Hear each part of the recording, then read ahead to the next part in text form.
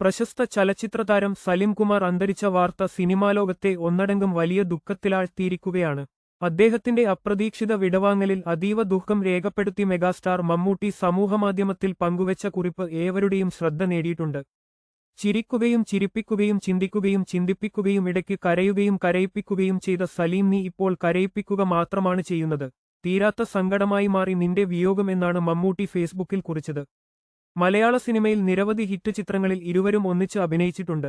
മായാവി, തുറുപ്പുഗുലാൻ, അണ്ണൻ തമ്പി, പോക്കിരിരാജ തുടങ്ങിയ സിനിമകളിലെ ഇവരുടെ തമാശ നിറഞ്ഞ കോമ്പിനേഷൻ രംഗങ്ങൾ പ്രേക്ഷകർക്കിടയിൽ ഏറെ സ്വീകാര്യത നേടിയിരുന്നു. ശനിയാഴ്ച രാത്രി 10:43 കൊച്ചിയിലെ അമൃത ആശുപത്രിയിൽ വെച്ചായിരുന്നു അദ്ദേഹത്തിന്റെ അന്ത്യം സംഭവിച്ചത്. പൊതുദർശനം ഞായറാഴ്ച രാവിലെ പറവൂർ ടൗൺഹാളിൽ നടക്കും. തുടർന്ന് ഞായറാഴ്ച വൈകുന്നേരം ഔദ്യോഗിക ചടങ്ങുകളോടെ അദ്ദേഹത്തിന്റെ വസതിയിൽ സംസ്കാരം നടക്കും. ഇത്തരം വാർത്തകൾ വേഗത്തിൽ അറിയാൻ ഞങ്ങളുടെ ചാനൽ സബ്സ്ക്രൈബ് ചെയ്യുക.